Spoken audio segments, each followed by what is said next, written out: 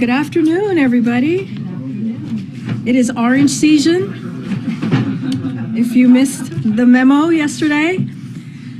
Okay, so at the top, I want to say that our hearts go out to the family of Dylan Lyons, the Spectrum News reporter killed in Orange County, Florida yesterday, and to the families of the other two community members who were killed by the same shooter, including a 9-year-old girl with her whole life in front of her.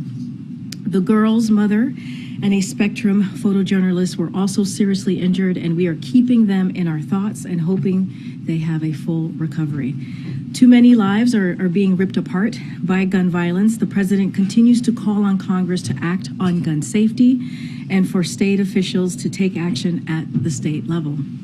But instead of following in the footsteps of so many other states taking common sense action to enact state-level assault weapons ban and other gun safety measures, Republican state officials in Florida are currently leading an effort to pass a permitless concealed carry law, which would eliminate the need to get a license to carry a concealed weapon. This is the opposite of common sense gun safety, and the people of Florida, who have paid a steep price for state and congressional inaction on guns, from Parkland to Pulse nightclub to Pine Hills, deserve better. Now I'm going to turn to Ohio. I know many of you have been covering what has been occurring in Ohio this past couple weeks, but I also wanted to give you a brief update on the federal response led by the Environmental Protection Agency to the train derailment in East Palestine, Ohio. As you know, Secretary Buttigieg is there today meeting with emergency responders and the Department of Transportation investigators who were on the ground within hours of the train derailing. He met with the community leaders, including the mayor and the fire chief, and received an update from the National Transportation Safety Board on their investigation. EPA Administrator Regan also visited East Palestine for a second time on Tuesday. While there, he ordered the railroad company Norfolk Southern to clean up its mess and pay or reimburse for all of the expenses. If the company doesn't, the EPA said it'll make the company pay 3 times the cost of whatever cleanup is needed. Federal teams have been on the ground since 2 a.m. on February 4th, which is, again, hours after the derailment, which was on February 3rd.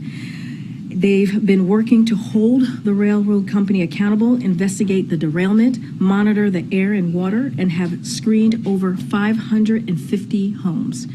And we'll stay on this as long as it takes. That is what the president has directed his multi-agency agency heads to do, and as we have seen him speak to these past couple of days, actually. I also have some news on the president's schedule tomorrow. Tomorrow morning, President Biden will gather with G7 leaders and President Zelensky for a virtual meeting to continue coordinating our efforts to support Ukraine and hold Russia accountable for its war. 1 year ago, this group came together just mere hours after Russian tanks rolled into Ukraine to impose unprecedented costs on Putin and his cronies. We've worked together to provide Ukraine with the security, economic and budget humanitarian and energy assistance it needs.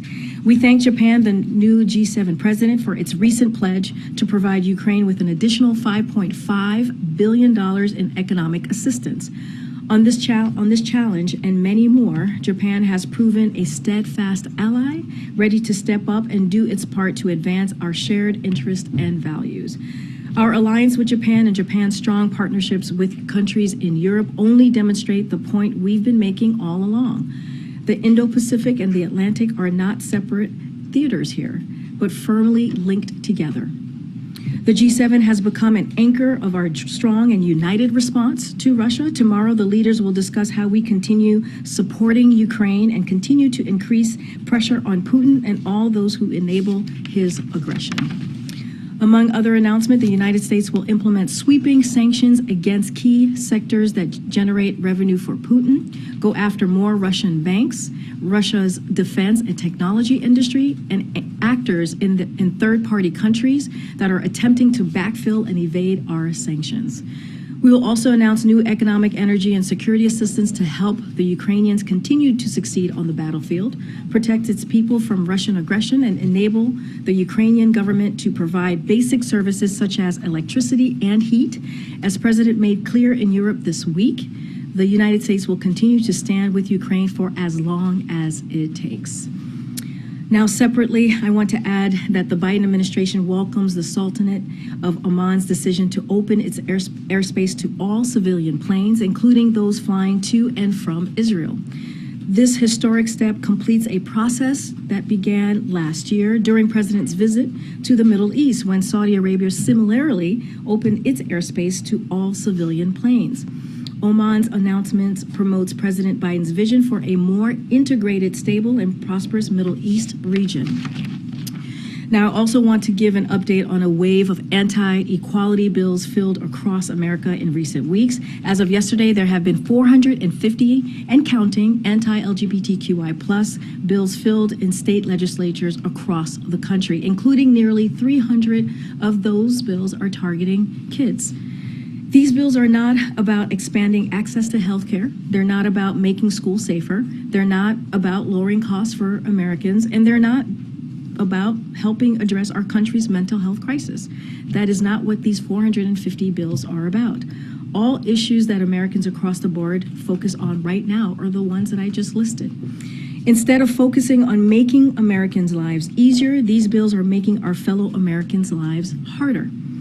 These cheap shots don't come without repercussions. LGBTQI+ Americans, especially transgender Americans, are seeing alarming levels of depression and suicide, as well as being victims of hate crimes. The President and his administration will continue fighting for all Americans and their dignity, because equality under the law isn't just a slogan, it's a bedrock principle of our democracy, and LGBTQI people deserve to live full, equal lives in every corner of our country, no matter where they live. That's why it's so important for Congress to come together and protect Americans' rights to be who they are in this country. Passing the Equality Act is a critical step in that direction. Apologies for all the toppers. We haven't had a briefing in some time. I have two more for you, and I promise we'll get to your questions. Okay, so today, as you all saw just an hour or so ago, President Obama announced that, President Biden, whoa, that is news. I know, we're going back, not forwards. We gotta go forwards. Okay, President Biden announced that the United States is nominating Ajay Banga to be president of the World Bank. As the president said himself, Ajay is uniquely equipped to lead the World Bank at this critical moment in history. He is a renowned business executive that has spent more than 3 decades building and managing successful global companies that have created jobs and brought investment to developing economies. As president and the CEO of MasterCard and as vice chairman of General Atlantic, Ajay has a proven track record creating public-private partnerships and mobilizing resources to address climate change. And raised in India, he has a unique perspective on the opportunities and challenges facing developing countries and how the World Bank can deliver on its ambitious agenda to reduce poverty and expand prosperity. Okay, finally, this is the hard part of the toppers of what I have for all of you. Again, I apologize for so many. We haven't had a briefing in some time, but we have another bittersweet day for us, for the White House press team, as this is the last press briefing for Megha and Robbie, right there, as you guys see, right there, next to my right here, who are valued members of our team. Megha has been with our team since February of last year, and I don't think she's stopped smiling since. I've never seen someone so happy and so just really wonderful, and she always has a smile on her face. Megha has yelled "Thank you, press" in every room of the White House and on 3 different continents. She's done it all with grace, a great sense of humor, and grade A outfits. Hence, that's why, we're matching today. So there you go. I feel good about that. I'll know she'll be missed by our team and much of the press corps as well. We are glad she won't be very far. She's going to be headed to the State Department. Megha, we will miss you dearly, and thank you for your service. And Robbie Dornbush needs no introduction. As Chief of Staff for the press office, Robbie quite literally keeps the trains running. He's the bridge between myself and many of you in the room. And also, no matter how early call time is, I can guarantee you Robbie is in the building before you.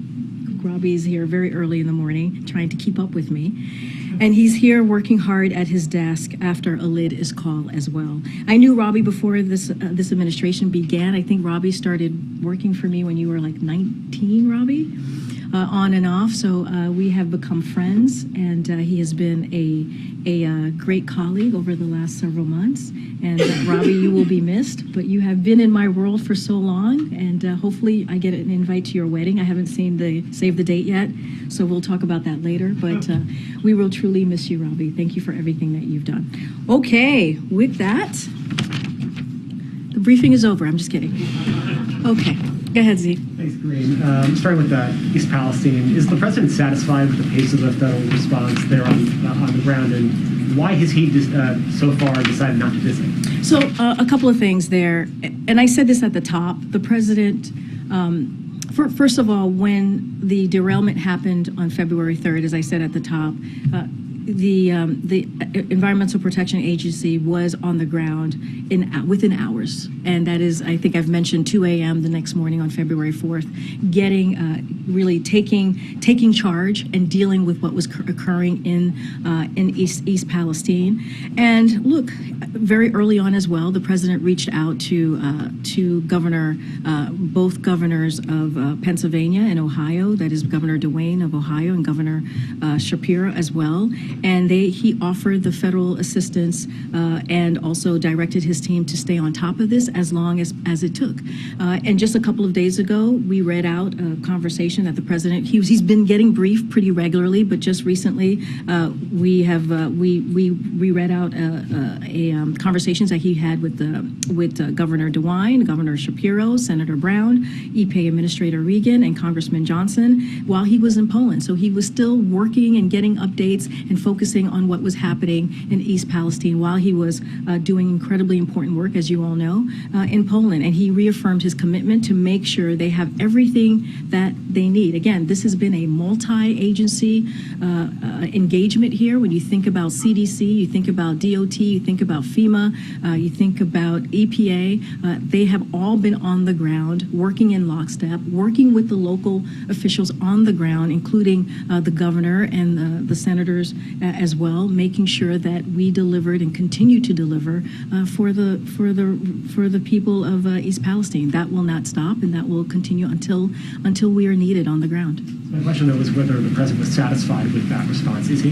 Yes, he is. Look, we believe that when you think about how this response occurred, right, how it's been going from literally since 2 a.m. February 4th, you've seen the EPA on the ground. You saw Administrator Regan doing a great job on the ground, making sure that he was with the community, talking, taking questions, working with the governor. You've heard from the governor directly, Governor DeWine, actually speak to the federal response, that he truly appreciated the work that we have done for the community. So yes, the president is certainly again staying updated on what is occurring on the ground, but also appreciative of the work that his multi-agencies have been doing over the past several weeks. It's on a different topic.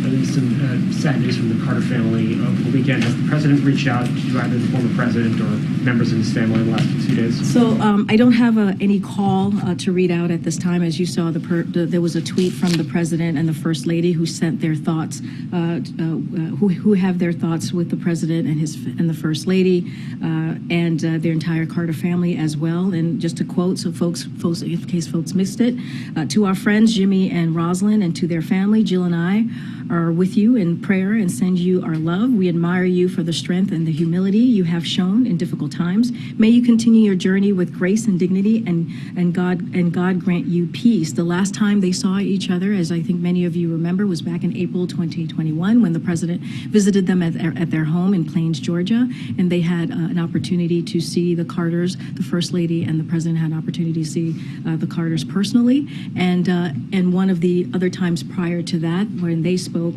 was when President Carter was not able to attend, as you all know, the inauguration of President Biden, and they had a conversation that evening as well. And just to give a little bit more history of President Biden and President Carter and how long it goes back to 1976 when then Governor Carter was running for president, and then Senator Biden was the first senator to have endorsed Jimmy Carter at that time. So their relationship goes back decades, and President Carter is someone that President Biden truly respects. And again, our thoughts and prayers are with him and his family. No recent. I don't have any recent conversations to speak to. Thanks, Corinne. The mayor of East Palestine said that it was a slap in the face that the president had gone to Ukraine before he went to East Palestine. Does the president have any reaction to those comments? Look, I'll say this, and I kind of said this at the top already, which is, I laid out what we have done since the derailment of February 3rd, and how we were on the ground very early on. And we believe that we have had a all of government, all hands approach to this, not just with the agencies, but also with the different teams here in the White House. If you think about the intergovernmental affairs, you think about Office of Leg Affairs, and also the National Security Council have been all hands on deck. And that is because of this president's leadership. And that is because of what he has asked his team to do and what he has asked the agencies to do. So look, we're going to hold Norfolk Southern accountable. As I've mentioned, they've been investigating what caused the derailment, monitoring for environmental and health impacts, and screening over 550 homes, as I mentioned. EPA has ordered the railroad company to clean up its mess and pay for all expenses. And if it doesn't, the EPA said that they will make the company pay 3 times more. And Secretary Buttigieg has also written to Norfolk Southern to make clear that the industry's pattern of resisting safety regulations must change. And he's calling on the industry and Congress to join the administration in implementing that approach. So look, and as you all know, as I mentioned, Secretary Buttigieg is on the ground right now. He's getting an update, and we've had, again, multiple agencies on the ground. The president has stayed updated on this for the past several weeks. While he was in Poland, he spoke to the important folks on the ground, the leadership on the ground, including his leadership in those respective agencies, on what was going on and getting updates, and he will continue to do that and do everything that we can. Has the president spoken to the mayor of East Palestine? Does he have any plans? I don't have a call to read out or a planned conversation. I can tell you, as I've mentioned before, the president has spoken to Governor DeWine of Ohio and Governor Shapiro of Pennsylvania, and has had regular contact. Our teams have had regular contact, and you've heard directly from Governor DeWine about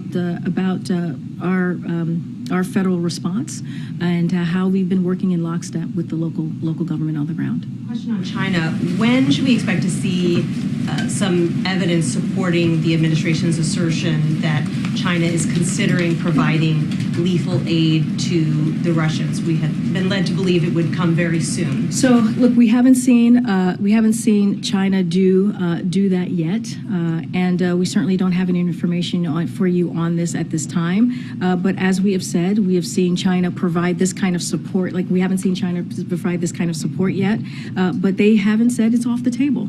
But again, we haven't seen it happen at this time. We haven't seen them provide the support. But again, we're going to continue monitoring this and speak out when needed. And what would the consequences be for China if they were to provide that aid? So far it hasn't happened, as I just mentioned. So I'm not going to talk about something that hasn't yet happened or occurred.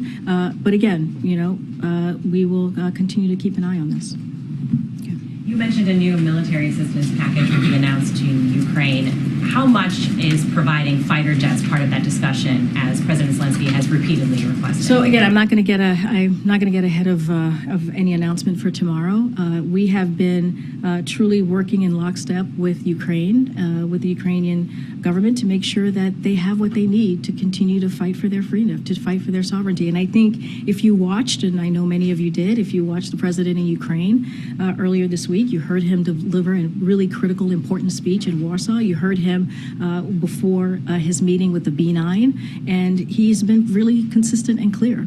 We are going to be with the Ukrainian people for as long as it takes. We are going to continue to show our unwavering support, and we are going to continue to provide assistance so that they can continue their success on the battlefield. That is what we want to see. We're talking about fighting for democracy. We're talking about fighting for freedom, and that is something that we believe that's what the United States is all about. What kind of message does the White House expect Zelensky to send during that meeting tomorrow? Look, I'm going to certainly not going to get ahead of President Zelensky. I think you heard him very clearly when President Zelensky, when he was meeting with the president in Kiev. I mean, the trip that President Biden to Kiev, as many of you reported on, was historic.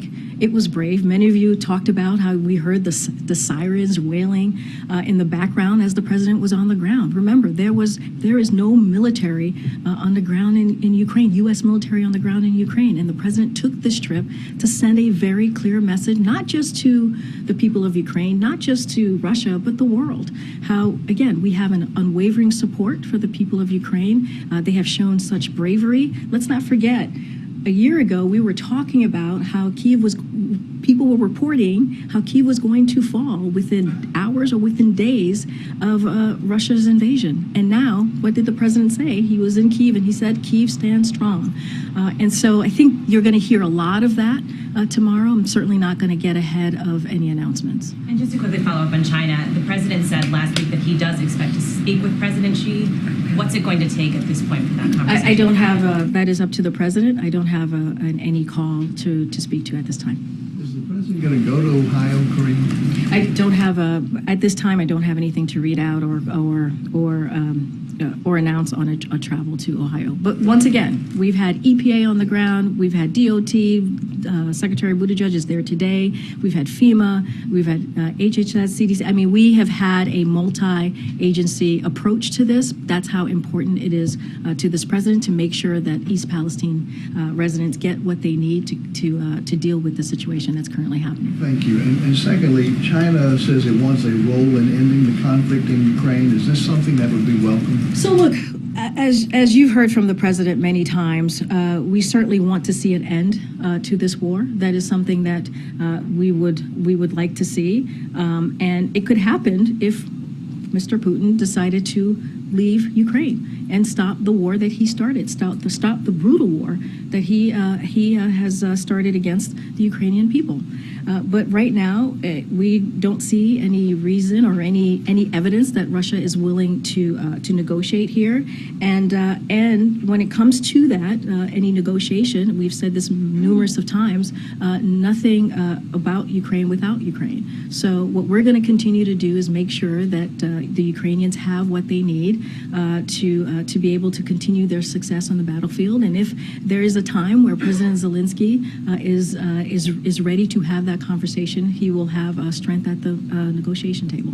Skeptical about this so-called China peace initiative. Look, I'm not going to speak to that. That is for China to speak to. What we're saying is we would love to see an end to this war. Of course, this almost 1 year war that Russia has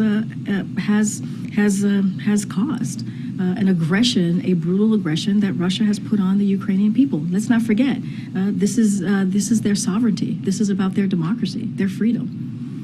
Okay. Thanks, Karine. On the Russia sanctions, can you say how many entities are going to be sanctioned, names of banks, companies that will fall under U.S. sanctions? Not going to get ahead of the president tomorrow. On the search for Fed vice chair, can you talk about the decision-making process there with regard to how the president is considering diversity? There's been some pressure from senators to name a Latino candidate, for example. How important is it to the president to name a woman or a person of color to that job? So I'll just first say that clearly filling that vacancy is something that's important to the president, and will certainly nominate someone in the near future. When it comes to diversity, you've heard this from the president, you've heard this from me, you've heard this from many of us here. Diversity and representation is really important to this president, and we are going to the president's going to look at a highly diverse group of world-class economists, and just as we did for the previous Fed nominations. So we're going to continue that process. But I want to take the opportunity to lay out how diverse the president's cabinet has been, how diverse the president's administration has been. The cabinet is majority people of color for the first time in history. The cabinet is majority female for the first time in history. A majority of White House senior staff identify as female. 40% of White House senior staff identify as part of the racially diverse communities, and a record 7 assistants to the presidents are openly LGBTQ+. So again, this is something that the president prides himself on, that he actually has taken action to show the diversity of this administration. And so he will continue not just with this Fed vice chair occupancy, but with any occupancy or any position that's within the White House. Last one really quickly. There was a report that the U.S. is sending 100 to 200 military troops to Taiwan. Can you talk about the decision, why the U.S. felt that's necessary? So any specific numbers or that decision, I would refer you to the Department of Defense. But of course, I will, lay out what our policy is when it comes to Taiwan. Our support for and defense relationship with Taiwan remains aligned against the current threat posed by the People's Republic of China and consistent with our One China policy. That has not changed. Our commitment to Taiwan contributes to the maintenance of peace and stability across Taiwan Strait and within the region. But again, for that specific question on numbers and what's occurring there, I would refer you to Department of Defense. Okay. Thanks, Grant. I wanted to ask about the White House thoughts on congressional Republicans stepping up oversight efforts of USA to Ukraine. House oversight yesterday called for extra documentation of the aid, House Appropriations and House Armed Services. They plan oversight hearings next week. I mean, what does the White House think of all this Republican scrutiny? So look, I mean, I've said this before, and I'll say this again. When it comes to these oversight hearings, we've been very clear. The president has been very clear. He's going to focus on what the American people want us to focus on, which is continuing to work to lower inflation, continuing to make sure that we have an economy that works for all, and continue to make sure that we're fighting for just individual freedoms. And that is something that we saw after the midterms. That was very clear what the voters wanted to see. They wanted to see us move forward in a bipartisan way to deliver on those things that I just listed out. Look, when it comes to Ukraine aid, I think what is probably the thing that I would say here is that we have seen bipartisan support when it comes to Ukraine aid. When you look at the support from in Congress, and like the president said, some House Republicans were in Ukraine themselves, meeting with President Zelensky just this week to vow their support for what is for their fight, for the Ukrainians' fight for freedom and for their democracy. And so again, we're providing military, security, and economic support to the Ukrainians to fight for their freedom. We think it's an important thing to do as the United States, to make sure that democracy is being fought for, and we are standing up for that. And so I'll just leave it there. But is there no concern about the extra calls for oversight? I mean, it seems to be a response to their constituents, at least, of a softening of support for U.S. aid. There have been recent polls. Absolutely, you're right that bipartisan support is still there, but there has been, after a year, there has been a softening of support. Polls show that. Is that a concern of the president, that some Americans, at least, their support for U.S. aid, or that much U.S. aid going to Ukraine, is not what it used to be? Look, I think that, and we have seen that, Americans know what is at stake here. They understand that freedom is at stake. They understand that democracy is at stake. And they understand the role that we play as a country globally. And that is something that we truly believe. And so the president believes we have a role to play, and we've seen it. We've seen it with the alliance, the strong alliance of NATO. Remember, NATO was supposed to be torn apart and fall, just like Kyiv was supposed to fall, and it became stronger. We've seen the West come together. We've seen Europe to come together, and we saw the president really speak to that on the world stage this week. Not just to Ukrainians, not just to Russia, but to the world stage about what this means for all of us. So we think Americans understand that. We think that the Americans see that, and we're going to continue to do the work that is needed to protect democracy. Thanks, Corinne. These sanctions tomorrow, are they going to be announced by the whole of the G7 together, or is it going to be U.S. sanctions? And then just sort of how it's going to come out. Will it be coming out as part of that G7 meeting or a separate announcement? I don't want to get ahead. It's certainly something that the president will speak to when it comes to the sanctions, as I just laid out at the top. I'm not going to get ahead of what the president's going to announce tomorrow. There'll be a G7 meeting. As part of that, the president's going to be making an announcement on sanctions. I'm not going to get ahead of what the president's going to say or how it's in what vehicle it's going to come out. Yeah, Peter. Can I just ask you again, following up on East Palestine, can you at least, I know you can't say that the president has plans to go there now, but is it in discussion that the president may go there in the near future? I just don't have anything to share. I know there's a lot of interest on that. I mean, I guess the question for folks there, though, at least to say it's in discussion, has it been something that's even under consideration? I mean, I think what folks should understand and what folks should, I think, feel at ease is that the president has taken this very seriously. Hours after the derailment occurred, you saw, again, the EPA on the ground, and you're seeing a multi-agency reaction to this because the president had promised not just the people of East Palestine, but also to their governors, to their leadership, that we would be on the ground for as long as it takes to make sure that the community has what it needs. And you have seen that. You've seen the administrator on the ground with the governor on the ground. You've seen them talking to the community. Again, Secretary Pete was just there, again, meeting with the mayor, the mayor there, and continuing to do. Was Secretary Pete there at the president's direction?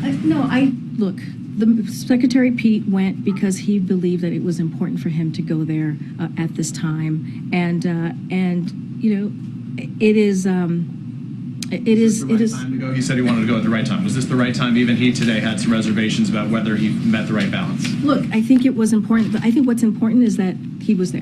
I think what's important is that we saw Secretary of the Department of Transportation there. I do want to say one thing though, which is there's been a lot of bad faith attacks on Secretary Buttigieg.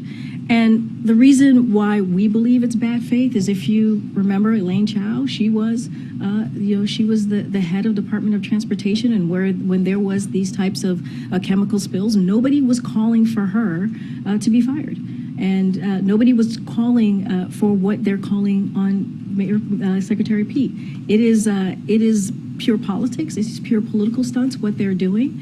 You have seen an administration that has, because of the leadership of this president, that's taken action and multi-agency action to deal with the needs that we're seeing on the ground with the community of East Palestine. I just want to follow up on two other topics that were asked earlier. You were asked about when we could expect to see the declassified intelligence as it relates to the accusation that China is considering providing lethal aid to Russia. A year ago, almost exactly a year ago, before the invasion by Russia, the administration was very quick to turn over declassified intelligence to demonstrate that Russia was planning this. What's different now that the administration is reluctant or reticent to turn over the intelligence that says China is actively considering providing lethal aid to Russia? So I just want to clear something up. So on Ohio for a second. So Elaine Chao, who is the head of the Environmental Protection Agency, when she had to deal with DOT, pardon me, no one called her out, right? When you think about the chemical spills, it is something that the Environmental Protection Agency has to deal with, right? They are the ones who have to take leadership, and that's what you've seen. That's what you've seen from February 4th until now, which is Environmental Protection Agency taking charge. So Secretary Buttigieg being there now, he's not, the Department of Transportation is not leading this effort. It's the Environmental Protection Agency. Just wanted to be very, very clear on that. And that is why the attacks that we are seeing on on Secretary Buttigieg is really just in bad faith. And can you say your question again? Yeah, I'll ask you again. So a year ago, before Russia invaded Ukraine, the administration was very quick to present declassified intelligence that said Russia's about to do this. Yeah. Turns out they were right. It was accurate. This time around, the accusation has been made by the administration that China is actively considering providing lethal aid to Russia. But this time around, the administration is much more reluctant or reticent to provide that information. What's different now? Why not turn that over right away since the accusation has been made? So, I mean, we've been very clear that we haven't seen them do it yet, but they haven't taken it off the table. I'm not. The intelligence No, that backs it up, though. I totally understand. I'm not certainly not going to get ahead of the intelligence community. That is something that is clearly at this time classified. So certainly not going to get The ahead. president can declassify. Does he think it's the right decision? I understand, but it's also in conversation, right, with the intelligence community as well when we speak to these when we speak to these classified matters. So we just want to be very careful here and also very mindful. I think you're comparing two things that are very different, we believe, when you think about what happened a year ago when we were talking about Russia potentially invading Ukraine. We believed at the time it was important to share that evidence. We believe that it was important for the American people to see what was about to occur. And so two different things. We have not seen them. It's not important to share that evidence this No, time. but I'm just saying we haven't seen it yet. I mean, I'm actually answering your question. We haven't seen it yet. And so, but what we know is it has not been taken off the table, right? So we haven't seen it yet. We're actually sharing that information, but it's not been taken off the table. Okay. Quick follow-up on Peter's question on Ohio. The president has said many times, in his own words, that he likes to provide comfort to Americans who are grieving, Americans who are in crisis.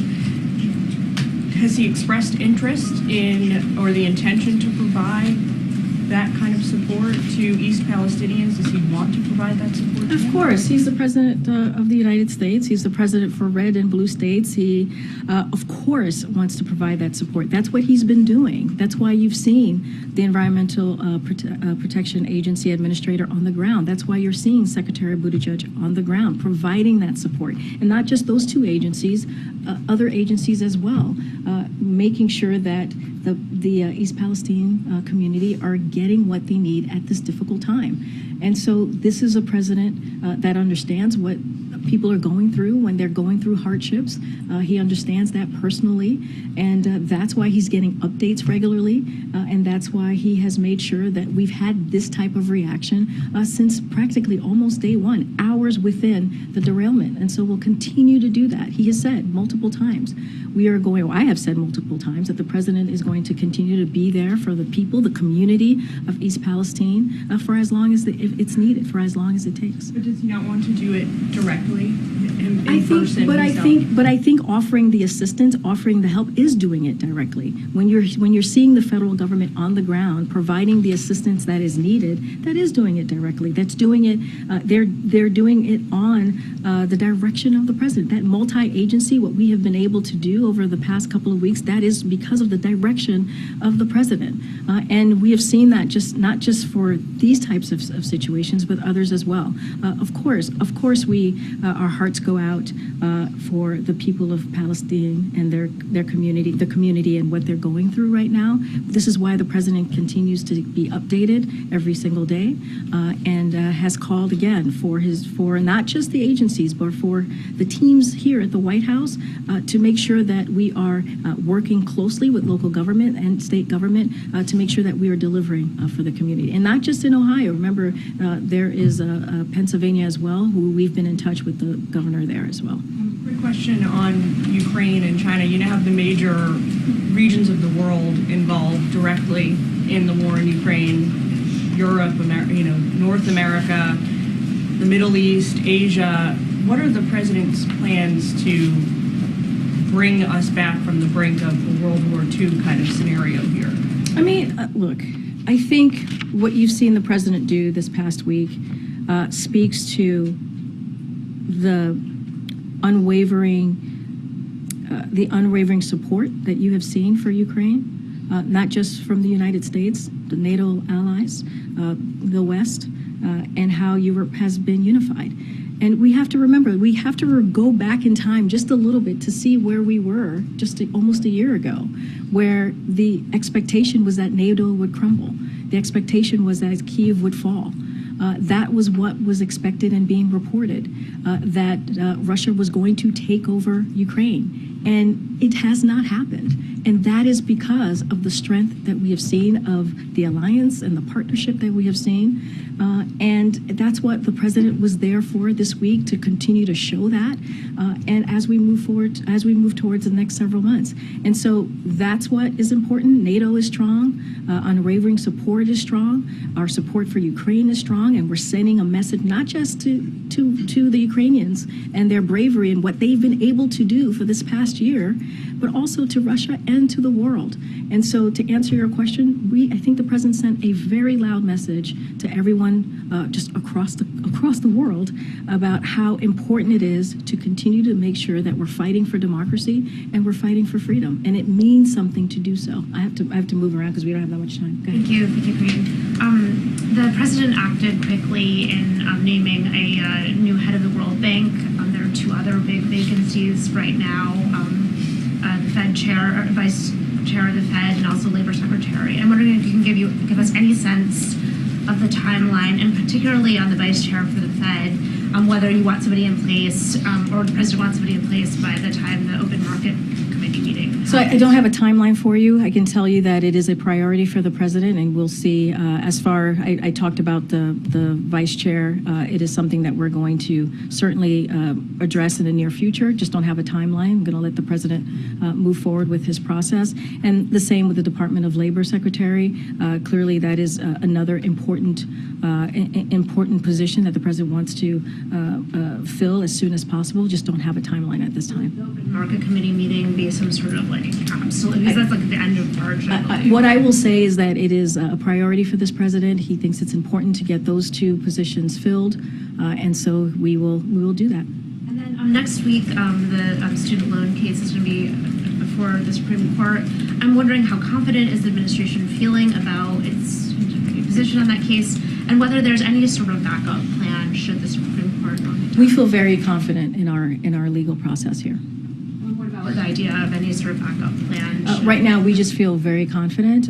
Look, we have to remember what the student loan plan means and why the president put that forward. It's to help tens of millions of Americans, give them a little breathing room, give them an opportunity as we're coming out of this pandemic, this once-in-a-generation pandemic, and folks are remember, one of the reasons we put this forward was because we were going to lift the payment, the loan payment, the student loan payment, to give them a little extra breathing room to make sure that they're able to get back on their feet as they were having to. Some of them had to pay back their student loans, and so this is we see this as an important policy that is going to help millions, tens of millions of Americans across the country who need it, who need that opportunity to start a family, who need that opportunity to buy a home.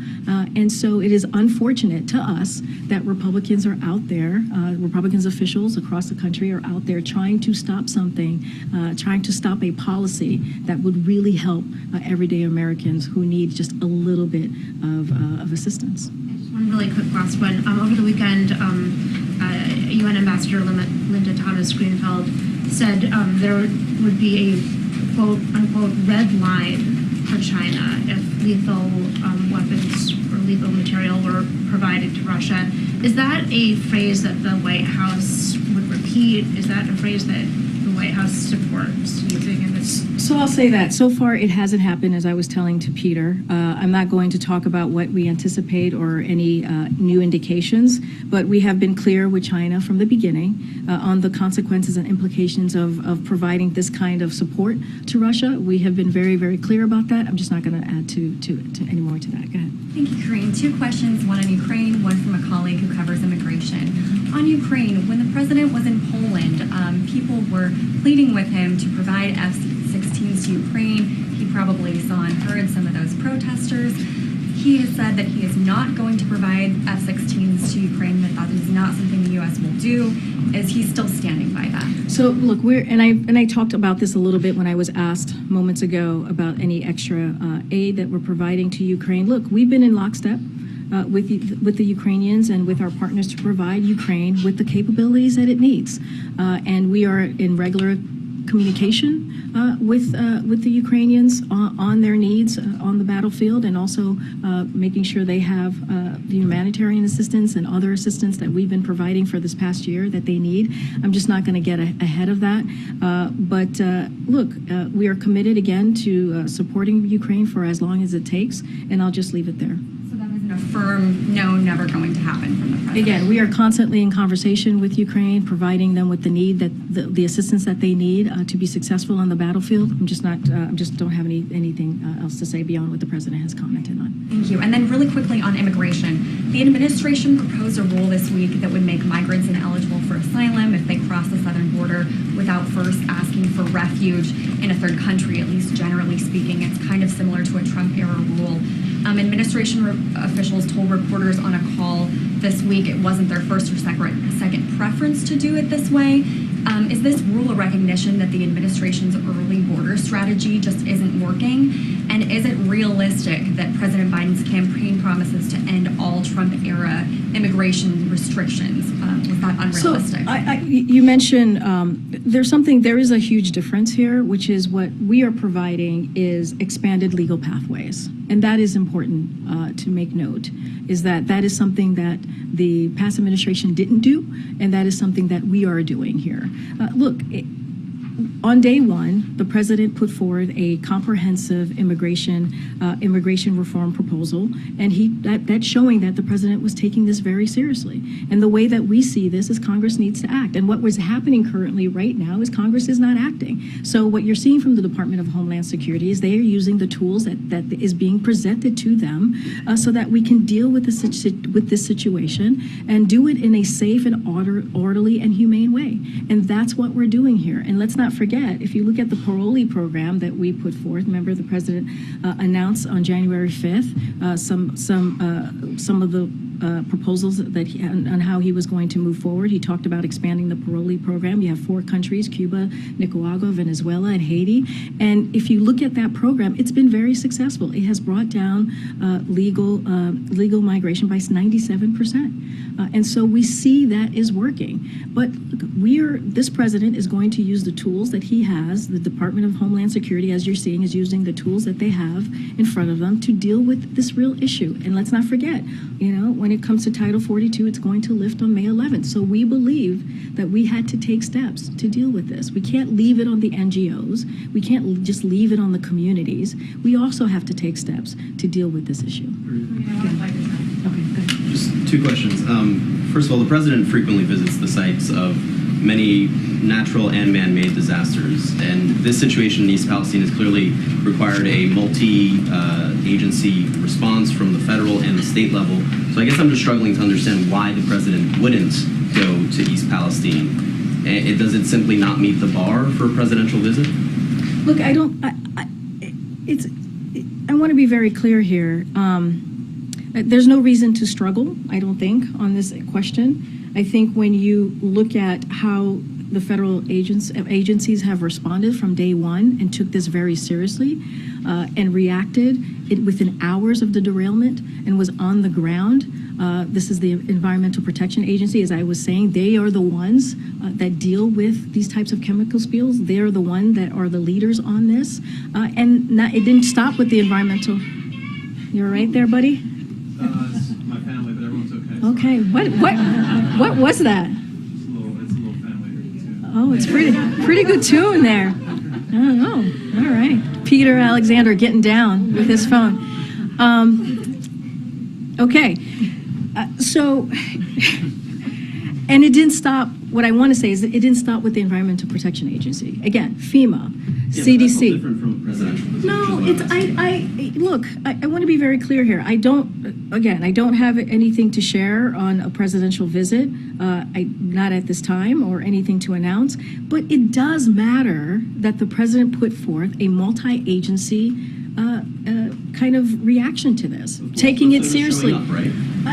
look, showing up is having the Environmental Protection Administrator on the ground. Showing up is having the DOT Secretary on the ground to talk about what is the next process. Holding to account the company that caused the spill. That's what you're seeing from Secretary Buttigieg today.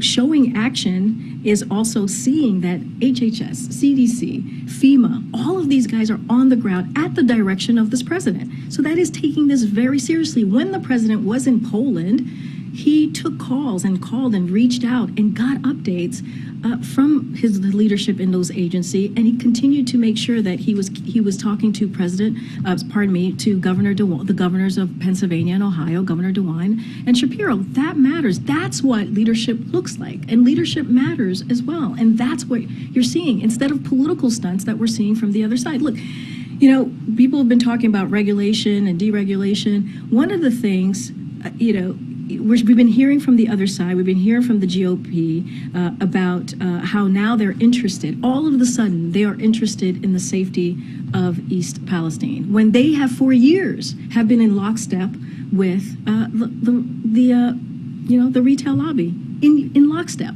making sure that they think the common sense safety laws that would help in this situation. I understand that we're waiting to see the investigation. Maybe it would have helped or not helped, but it doesn't matter. What matters is there is real, true ways to create safety as it relates to rail, and they've been against that for years against that in the lockstep with rail lobbyists. And so there is a false comparison here, and we're just going to have to call that out. And then just on the new asylum rules, I know that you just laid out the differences that you see in the Trump administration rules and the new ones that you guys have announced. But a lot of migrant advocate groups don't see it that way. They see this as mirroring the Trump era rules. So what do you say to these migrant advocate groups and these communities who now feel very much betrayed by this president? Look, here's the thing. We don't see anybody else providing any other solutions when it comes to Congress. We don't. We've provided solution after solution. The president, again, on day one, provided a comprehensive immigration reform proposal. Put it out there on the first day. Republicans have rejected it. And so we are trying to put forward a way to move forward with an immigration policy that secures our border, that is safe, and that is humane. And what are they providing? Nothing. And so one of the things that we can say, and we see this in the data, that we have increased pathways to legal pathways. We expanded that, and we see that it's working. Again, no one else is providing any other options. So what we're doing, the Department of Homeland Security, the president is using the tools that we have in order to deal with this issue. I'm going to take one in the back. Go ahead, Ed. Yeah, thanks, Corinne. So one quick clarification I wanted to ask you about. So on the sanctions, do those third-party countries attempting to evade our sanctions that you talked about at the top, does that include Chinese companies? I'm just not going to get ahead of any announcement that's going to happen tomorrow. The president has been traveling the world pledging to help other countries solve their energy issues. The latest one was with Poland pledging to build power plants or help them build power plants. How come there's no pivot in energy policy here at home to help the inflation that we're seeing here? Have you read the Inflation Reduction Act? Still waiting. The Inflation Reduction Act does just that. Inflation Reduction Act actually helps lower energy costs and gives Americans a little breathing room, which is part of the president's economic policy. If you think about what he has said for the past 2 years, which is making sure that we have an economy that works for everyone, build it from the bottom up, middle out. And the Inflation Reduction Act is so important because it deals with energy policy, lowering the cost, because it deals with healthcare, things that is incredibly important to Americans across the country, especially our seniors, making sure that we're capping at $2,000 for medical drug costs. That is important. So yes, the president has been talking about this and dealing with it in a real way. And we're seeing that his economic policy is working. The Inflation Reduction Act, not only that it does it lower costs when it comes to healthcare and energy, but it's also going to lower the deficit by $200 billion, something else that the president cares about when it comes to making sure that we are not adding to our deficit. And that shows how fiscally responsible this president is. I got to keep going. Go ahead. meant April. She said April. I'm sorry. Sorry, Michael. Two questions, Kareem, real fast. Going back to East Palestine. You say that the federal government is going to hold Norfolk Southern accountable. But what is the long-term commitment from the federal government as it relates to the residents there when it comes to the water, when it comes to the soil, and when it comes to the air? We're going to be there to assist the East Palestine community for as long as it takes. That's what the president said. We're going to be there to assist for as long as it takes, and that's what you will see from this president. And it's not the first time. Anytime there is some sort of devastating event, you've heard the president say that over and over, and he has actually kept to his word over the last 2 years. And so that's what you're going to see. And when you look at what the chemical was, the toxin can be evidence itself years later. Will the federal government be there that long as it takes, as you say, just watching? Well, as you know, there's an investigation going on at this moment, so we're going to let that investigation continue. But, you know, we're going to assist for as long as it takes. We're going to make sure that the company cleans up, pays for the cleanup, pays for the work that the EPA is doing currently right now. That's what you heard from Administrator Regan, and we're going to, you know, we're going to be consistent and stick to that. And you heard from the NTSB today with their initial finding to tell us what happened, but we still don't know the why. And last question. There seems to be more activity from a lot of groups who are very upset with what Ron DeSantis is doing when it comes to cutting off the AP courses on African American history. With that said, I'm sure this White House has talked about it, but is the president talking to the Education Secretary Cardona about what steps can be done to rally other states to make sure that education is that teaching facts? So as you know, when it comes to education and making sure our children are getting what they need in the classroom, the education that they so deserve, that is something that's important to the president. He always talks about how the First Lady is an educator, and clearly it's something personal to him and to the First Lady. I do not have any specific conversation to read out about what's currently happening happening in Florida. And I know you've heard me talk about it. You've heard others from the administration speak to what we're seeing currently on the ground. But I don't have any specific conversation that is specific to policies or anything that's being done. But clearly, making sure that our children get the education that they so deserve is certainly important to this president. I'm going to take another. Okay. I know. Okay. I'm going to take one. Go ahead, Alex, in the back. Oh, hey, no, right. Alex. I'm sorry. I was calling Alex. Oh, no, thank you. Yeah. Karine, we're seeing violence escalate in the Middle East, and I think we all know the president's stated position on Israeli security and Palestinian statehood. But what can this administration do right now to keep that from spiraling out of control? So let me just speak to the most recent violence that we have seen in Israel. I know my colleagues at the State Department spoke to this yesterday, and I just wanted to reiterate because I think it's important for us to reiterate from here at the podium. We're tracking the Israeli raid in Nablus very closely and mourn the loss of civilian lives. We hope for the speedy recovery of those injured. While we recognize the very real security concerns facing Israel and the West Bank and Gaza, we are extremely concerned by the ongoing violence. We urge Israel and Palestinian Authority to protect against further loss of civilian life. Yesterday's events further underscore the urgent need for both sides to take steps that de-escalate tensions, prevent further loss of civilian life, and work together to improve the security situation in the West Bank. And that's what we think we need to be doing together. One thing I do want to just read out a little bit here. The National Security Council Coordinator for the Middle East and North Africa, Brett McGurk, is currently in the Middle East North Africa region with an interagency delegation for a series of diplomatic engagements.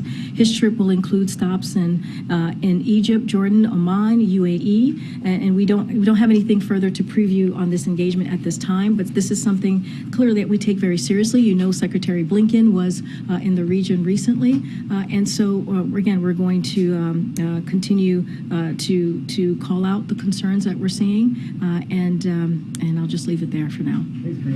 All right, guys, thank you so much. Catholic bishop murdered in California? Did the president have a response on the Catholic bishop murdered in California?